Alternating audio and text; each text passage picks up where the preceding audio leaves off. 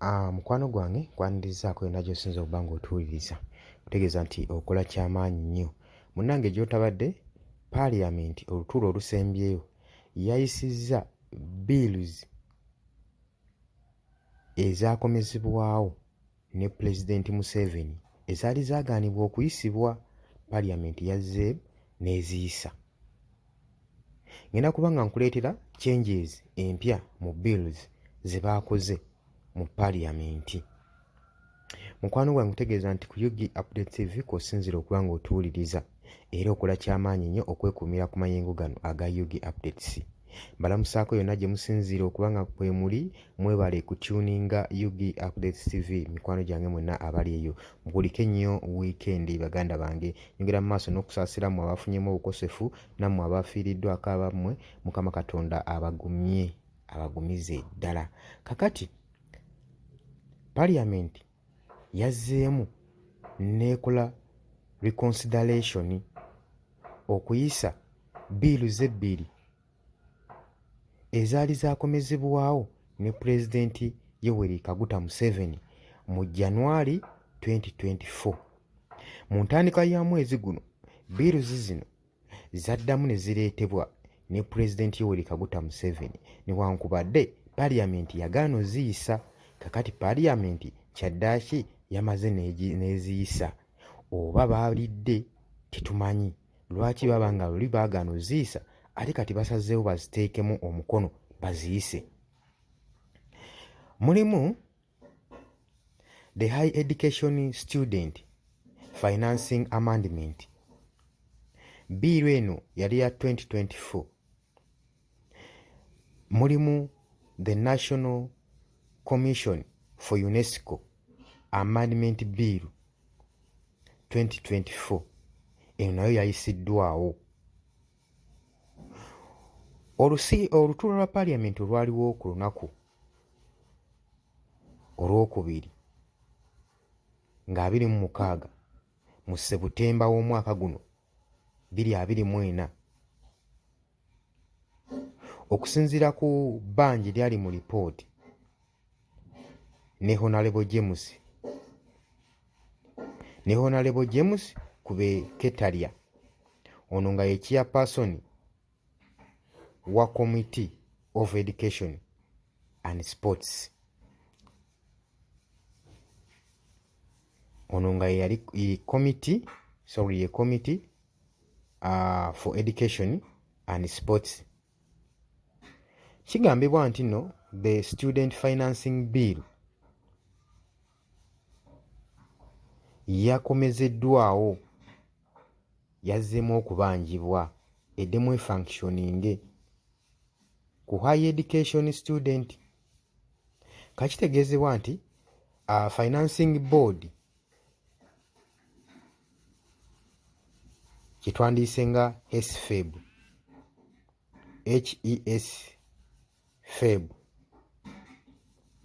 ekomezebwewo mu Ministry of Education and Sports okusobola okuteekawo embeera mu government policy yakomezeddwawo esobole okuteekawo effect ki nga kitwandiise nga okuteekawo embeera esobole okuba nga affectinga government policy ku rationalization.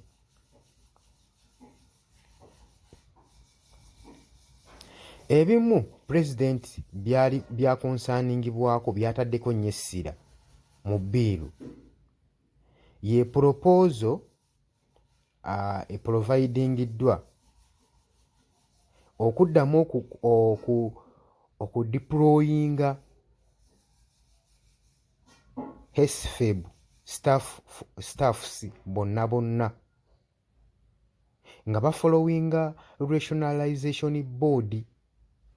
Pulezidenti kyekimutta.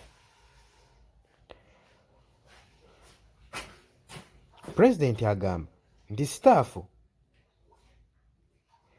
teyalondebwako na ba Education Service Commission. Okusinziira ku Article 168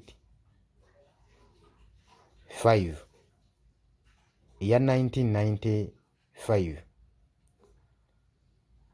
eya constitution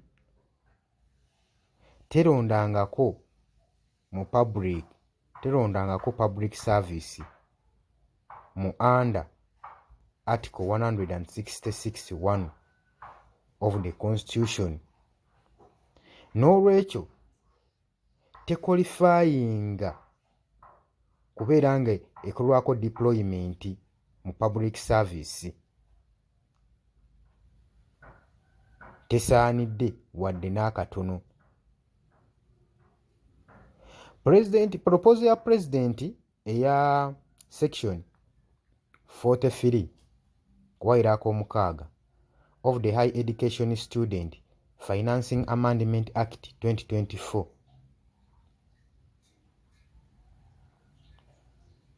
agamba nti eno egenda kubanga esanguzibwawo kubanga teri applicable.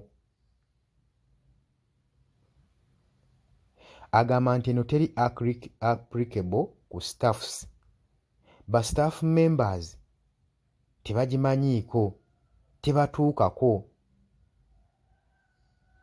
Agamba eno eri unapplicable.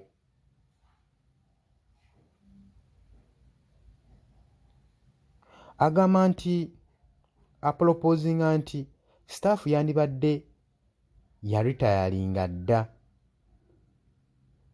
nebanga ekolebwako compensation ne baba compensatinga okuba olw'ensonga nti baakolako aberration ku ofiisi. Obufunze eno ofiisi yali yaweebwa nga baagiweera bw'atyo bw'agambye Honorable James owa Bunya County East MP. President era yapropose nti longo title ku bill ebeere nga erikonsayiringibwa esomebwe era mu ngeri y'emu ne longo title provided ebeere nga eprovidingibwa mu council. Ye Anthony General Honorable Kiryowa Kiwanuka yannyonnyodde n'agamba nti no zino long title bills zino ebbiri zaali ku drafting matter. Agamba nti biiru eno kasita emala okuba nga esaatingibwa ku longo title ku amendment ejja kuba nga esipendingibwa ate nga title mu original act ejja kuba nga yeesigalawo.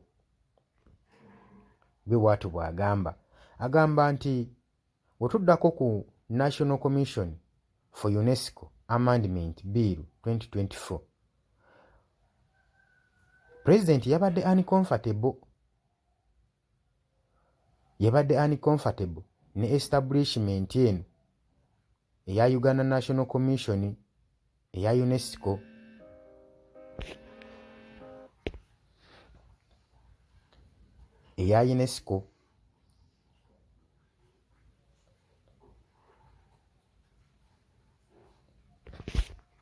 yagamba nti cabinet ya establishingawo structures ezo naye ate si parliament. President nga watu bw'agamba.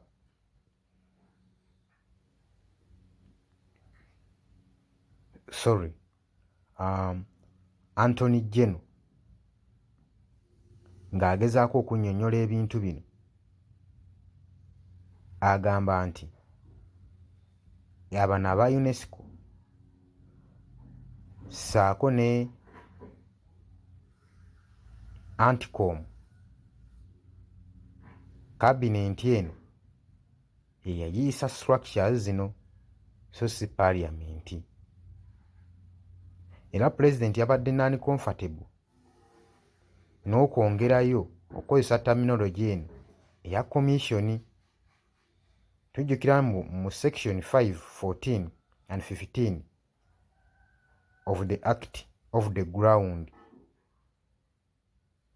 agamba nti eno ekonflictinga ne cabinet decision okubanga beestablishingawo ATCOM nga unity. Kakitegeeza nti eno terminology eya commission tebaagala kuddamu kubanga bagikozesa. Pulezidenti agambye etaddewo legal confusion naddala mu administration eya mainstream entity. Ba MPs baagezezzaako okubuuza gavumenti ebibuuzo okusoya gavumenti kajojijoji w'ebibuuzo okubanga basasula terminal benefits ku staffs zonna ezigenda okuba nga ziri affected eza-affectingiddwa n'okukyusa bills zino okusinziira staffs omuli eya rationalized agencies mu lutuulo lwa parliament nga lukuliddwamu Deputy Speaker Thomas Tayebwa. Bagambye muyina okubanga mukola ki? Muyina okubanga mufujjirira staffs zonna ezigenda okuba nga zikosebwa mu nsonga eno. Agamba nti tetuseetingangako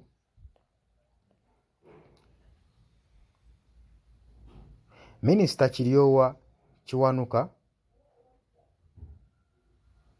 yagambye House, njogera ku House mba ntegeeza Parliament, yagambye nti no kino kiri hirigale. Agamba nti staff ya rationalized entity tesobola kubanga etransferingibwa ng'ekyusibwa okuteekebwa mu mainstream public service. Agamba staff okuva mu public service endala tesobola kubeera necessary kubeera ngeri eddamu okudeployingibwa ku mainstream public services kubanga eyebeera personal need omuntu gy'aba yeeyagalizza okugenda mu recruitment okusinziira kawaayiro 172 of the Constitution. Y'ensonga lwaki tukkaatiriza nti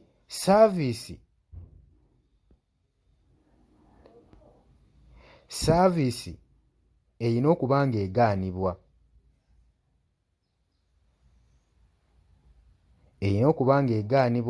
ate n'abantu balupeyinge. Anthony General Watu agambye.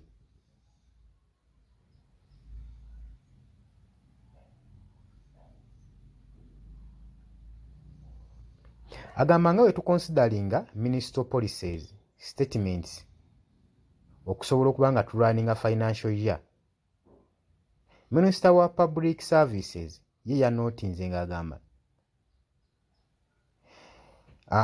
nti amendments zino ziri rationalized, so waliwo gaapu y'okufandinga bonna abali mu kino kubanga kyali indicated mu 74 billion ezaali kwayaringibwa, era agamba mu kuyisa zino ssente baakinogaanyaamu era baakiyisa, era nga kiri fully assured nti kino kiba kirina okukolebwa. Balina okukola compensation.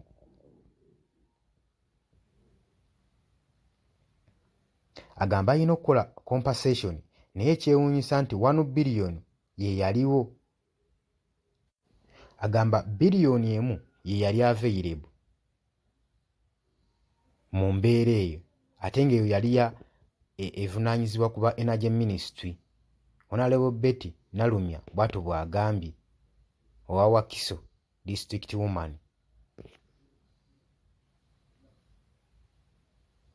Agamba nti Minister of Public Services Honorable Wilson Mululi Mukasa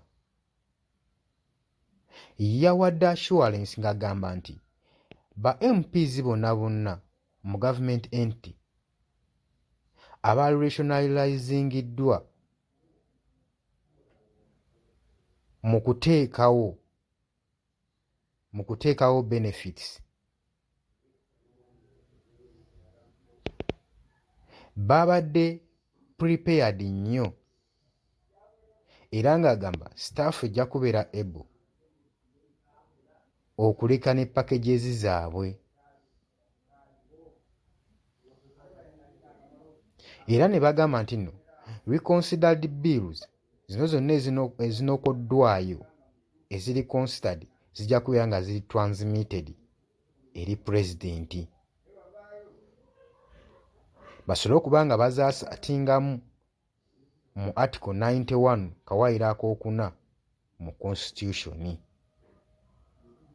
Akavuyo weekati wekakyayimiridde mu paaliyamenti okuyisa biiruzi zino ezaali zaagaanibwa Pulezidenti Museveni ze yaleeta mu January w'omwaka guno 2024. Kati akavuyo kali awo mu kuddamu ziyisa. Kabinenti sezisinga zigamba balina zifujirira omusimbi olw'okukola transfers ezo. Mukwano gwange kutegeeza nti ku UG Updates TV kosinzira okuba nga ofuna information ng'oyo, kutegeeza nti gwe mukwano gwange atanakuba nga osubscribinga, genda maaso n'okusubscribinga, sharinga, commentinga. Baganda bange bali emitala w'amayanja baanirizaako nnyo mwebali kwekuumira ku UG Updates TV. Mukola ky'amaanyi nnyo okubeera ku mayengo gano baganda bange abali eyo.